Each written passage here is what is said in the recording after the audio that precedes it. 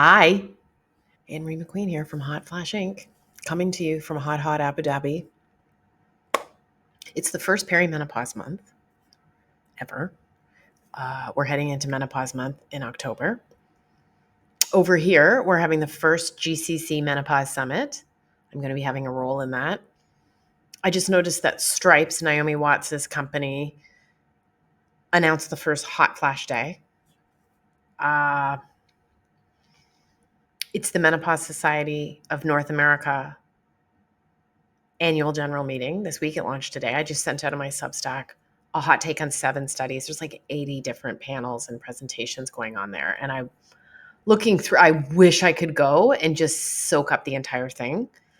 A lot of stuff on hormone therapy, which is great. A lot of studies on cognition. I see hypnosis, CBT. I see cannabis. I see sexual health. I see bone health. I see AI. I'm going to be looking, I can get some access, so I'm going to be sort of diving in um, delving into things that I want to learn more about. In my newsletter that I just sent out, I was really impressed to see a study that compared cognitive behavioral therapy to clinical hypnosis for reducing hot flashes and improving menopause symptoms. Now, first when I saw it, I thought, why can't you just study one? Why do you have to pit them together?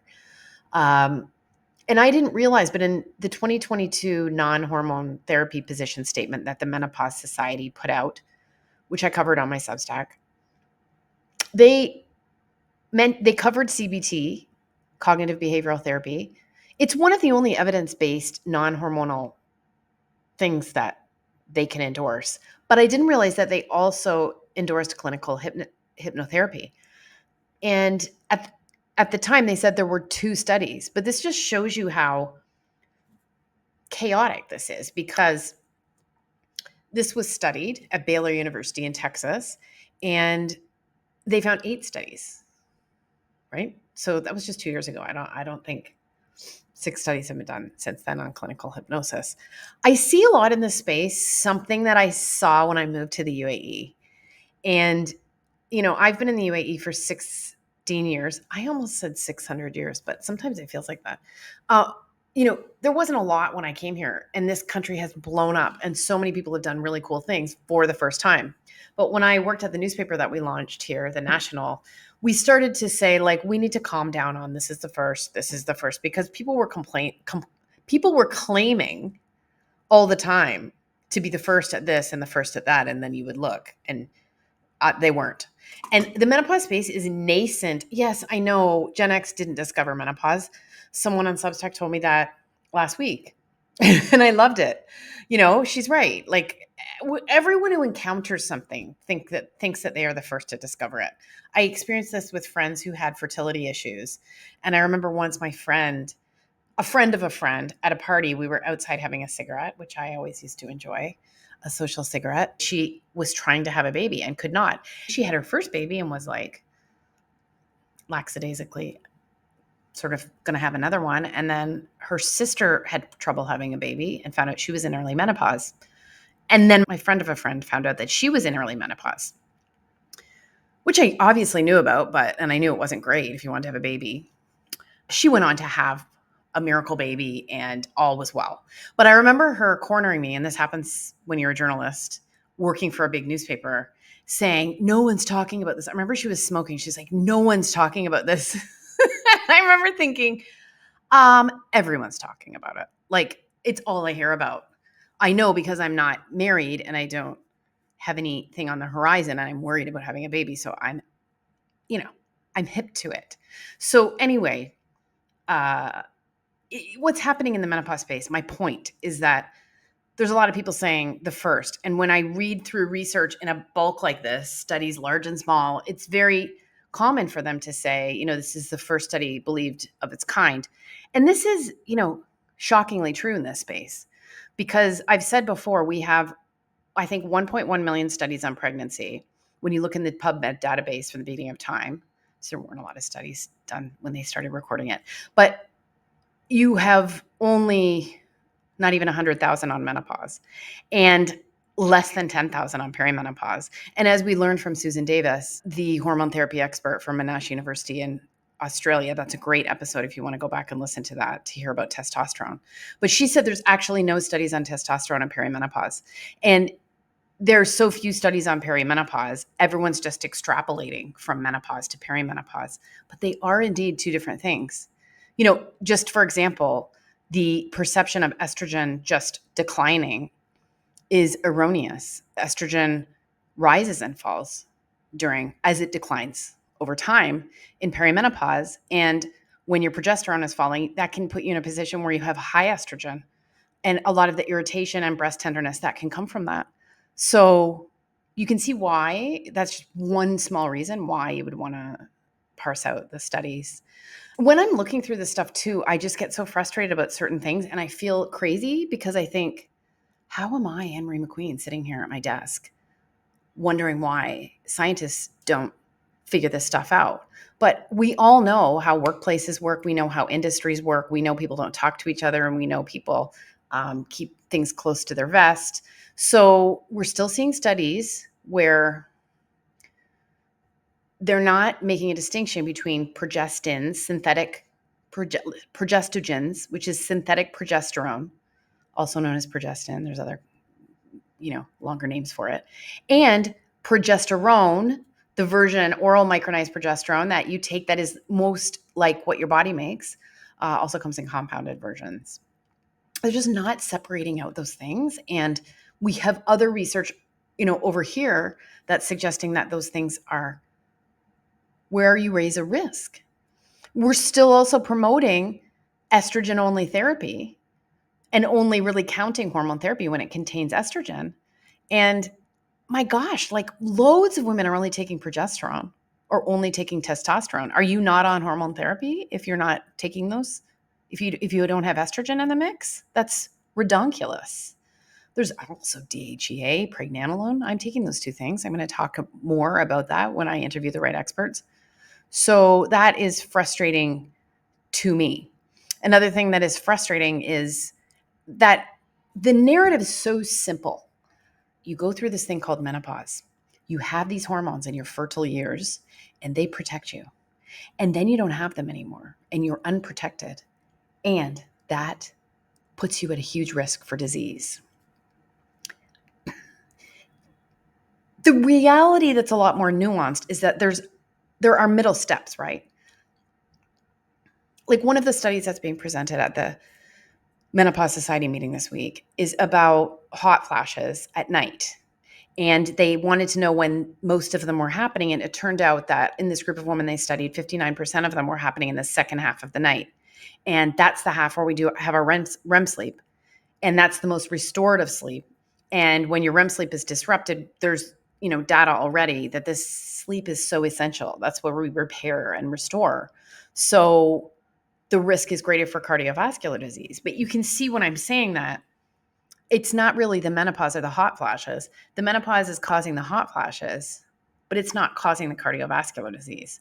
And when you break down these different issues, you find that a lot. There's like a middle step or two that's glossed over in you lost your estrogen, you're at risk for disease. You have to question, like, if you left hormone therapy out of the mix and you were able to address the hot flashes, as many women are, through all sorts of things, like, hypnosis, my gosh, peak noginol, which I talk about all the time. That stopped my hot flashes, or whatever other thing that you use. Then it's not going to be an issue, right? Like if your sleep's going to be okay, then that's not the only thing that we can do. And often I find the studies on hormone therapy are very much like they go in with that angle. And I'm still like have this pipe dream of a long-term randomized controlled trial comparing healthy women who go on hormone therapy and healthy women who don't go on hormone therapy and adjusting for all the confounding factors and then getting the data to say, hey, like they lived longer. They didn't get cancer. They didn't get heart disease. we don't have that data. And, you know, they're not recommending hormone therapy to prevent dementia and to prevent cardiovascular disease. The Lancet Commission on Dementia this year looked at hormone therapy for the first time, and they did not recommend hormone therapy to prevent dementia. As in, if you don't want or need to go on hormone therapy, they're saying don't go on it just to prevent dementia. That's not what the tone is on social media. The tone is you're kind of a dumb dummy. I was also surprised because one of the studies looked at hormone therapy use in the US. Now, I don't have any of the details of how they collected this data, but it was low. Like it was from 2007 to 2023, and in all categories, like 40 up to 59, the highest percentage was 6, and they all fell in the time period by like almost half. So it's not just stagnant, it was declining. And I think everyone blames the Women's Health Initiative and assumes that there's barriers to women getting hormone therapy. But I just think we have to, and I do think that's true. I mean, I had my own barriers to getting hormone therapy. I have a doctor who literally won't prescribe it. She's scared. And I have to get another doctor. But anyway, I don't think we can just assume it's because women can't get hormone therapy that they're not on it. Like there's loads of other reasons. I don't think we can assume that they're scared and they shouldn't be. I don't think we can assume any of that. Like we need to study a large group of women who aren't on hormone therapy and find out why, and adjust for all the confounding factors, socioeconomics and location and race and all of that. So it's a really cool time. We're in a really cool place, and I still love talking about this. One thing that still bothers me about the entire conversation is that this is a biopsychosocial transition. It has been the journey of my absolute life. And, I'm a year out of menopause. And, I lost my father this year, so it's very hard to figure out where I am. But I have done a ton of work on myself. I have shed a lot and processed a lot and changed a lot health-wise. I mean, I don't drink anymore. I eat really healthy. I processed a lot of trauma. I do a lot, like I do breath work and I do morning walks. I just do a lot of healthy things that maybe I didn't do before. And I'm unrecognizable to myself, but it's not just like things are moving through me, anger from the past, feelings, habits that I've had. They're all moving through me. I have had an awakening. I now know for sure that I'm part of something larger, that there's some sort of, unified field that I'm part of. I can feel it. I'm learning about my own energy and how to protect it. I'm learning about how to manage it. I'm learning about how to connect with people. I'm learning how to let things go. So it hurts my heart having gone through this and changed so many things and seeing it reduced down to we're losing our hormones and we've got to replace them. And I always want this to be a place where you can come and get the nuance that is the reality. And if people want to go and they're busy, and I understand, if they want to go have the simple story, there are other places to do it. But here is where we're going to ask questions and try to figure things out. And I've talked about this a bit before, but I have 3 very good friends, and they have all had their lives changed by hormone therapy. And, these are healthy women too. And they're smart women. And they all tried to put off taking hormone therapy for some sort of reason, and then they just said, I can't. And mostly because of sleep and mood. And, I was asking someone really close to me, like, what made you what made you hold off? And she said, just like lingering doubt and fear. And I don't think that's wrong. Like, I think that you should be very careful about what you go on, and you need to have a clear idea of how you can get it and how long you might want to stay on it, and take great notes and figuring out how you feel and noting if you have side effects. For example, they did a study on older women who stayed on hormone therapy, and one of the most reported side effects was post-vaginal bleeding. Well, I don't know about you, but I don't want that side effect. That's just one thing I don't want. That would make me very angry if I had that. It's not going to stop me from going on hormone therapy, but you know, that's something to contend with. And I'm told by experts that it's usually managed and it can be dealt with, and it becomes less of a factor over time. But anyway, all I'm trying to say is we're figuring everything out in real time. And man, it's confusing. Another woman wrote to me on Instagram this week, and she gave me her report. She went to her doctor, and it was like a long list of things she complained about: anxiety and body pain. And no, this doctor didn't even twig. Nothing about perimenopause. She's in her 40s, in her mid 40s, and she's figuring it out for herself. And, I talk to women all across the spectrum, and you're dealing with like gut issues, and you're dealing with, there was an older woman who wrote to me and said she can't even have a hormone graze her skin or she breaks out. So, that's that's the spectrum that we're dealing with. And then my friend who slept well one night after she put her estrogen patch on.